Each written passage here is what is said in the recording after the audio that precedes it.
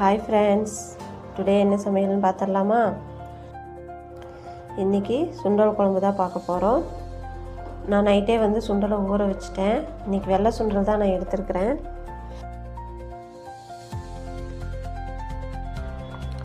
சுண்டல் ஊற வச்ச சுண்டலை நல்லா கழுவி 2 விசில் வச்சு எடுத்துக்கோங்க. அதுக்கப்புறமா அதில் கொஞ்சமாக மஞ்சத்தூள், 1 ஸ்பூன் மிளகாய்த்தூள், 2 ஸ்பூன் மல்லித்தூள் போட்டுக்கோங்க. அப்புறம் 2 தக்காளி தான் நான் யூஸ் பண்ணியிருக்கிறேன். உங்களுக்கு எவ்வளோ தக்காளி, நீங்கள் எந்த அளவுக்கு சுண்டல் போடுறீங்களோ அந்த அளவுக்கு தக்காளி போட்டுக்கோங்க. அதுக்கப்புறம் 1 உருளைக்கிழங்கு. ஃபஸ்ட்டு சுண்டல் தனியாக வேக வச்சு எடுத்துக்கோங்க. அதுக்கப்புறமா உருளைக்கிழங்கு 2வது சேர்த்து மசாலா கூட போட்டு 2 விசில் வச்சு எடுத்து வச்சுக்கோங்க. இப்போ நம்ம அதுக்குள்ளே தேங்காய் அரைச்சிடலாம். தேங்காய் கூட 2 சின்ன வெங்காயம், 1 பல்லு பூண்டு, கொஞ்சமாக ஜீரகம், இதை போட்டு நல்லா மையாக அரைச்சி எடுத்து வச்சுக்கோங்க. இந்த தேங்காய் கூட கொஞ்சம் சின்ன வெங்காயம் சேர்த்துறதுனால குழம்பு நல்லா கெட்டியாக வரும்.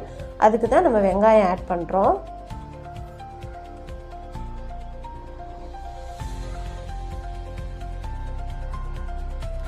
நல்லா மையாக அரைச்சி எடுத்து வச்சுக்கோங்க. அதுக்கப்புறமா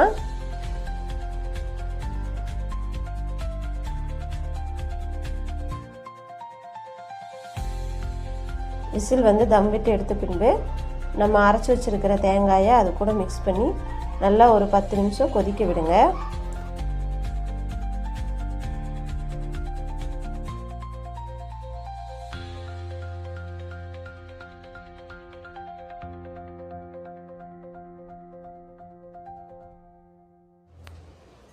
இது குருமா மாதிரி இருக்காது, இது வேறு டேஸ்ட்டில் இருக்கும். இதுவும் ட்ரை பண்ணி பாருங்கள்.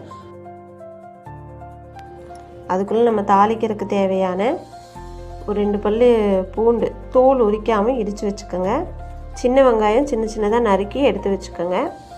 குழம்பு கொதிச்ச பின்பு அதில் மல்லித்தலையை போட்டு இறக்கிட்டு தாளிக்கிறதுக்கு தேங்காய் எண்ணெய் தான் நான் யூஸ் பண்ணுவேன். தேங்காய் எண்ணெய் கொஞ்சமாக ஒரு 2 ஸ்பூன் தேங்காய் எண்ணெய் ஊற்றிட்டு கடுகு, சீரகம், கருவேப்பிலை, இடித்து வச்சுருக்கிற பூண்டு, வெங்காயம் போட்டு நல்லா வதக்கி விட்டு மிக்ஸ் பண்ண முடிஞ்சது. நம்ம சுண்டல் குழம்பு ரெடி ஆயிடுச்சு ஃப்ரெண்ட்ஸ்.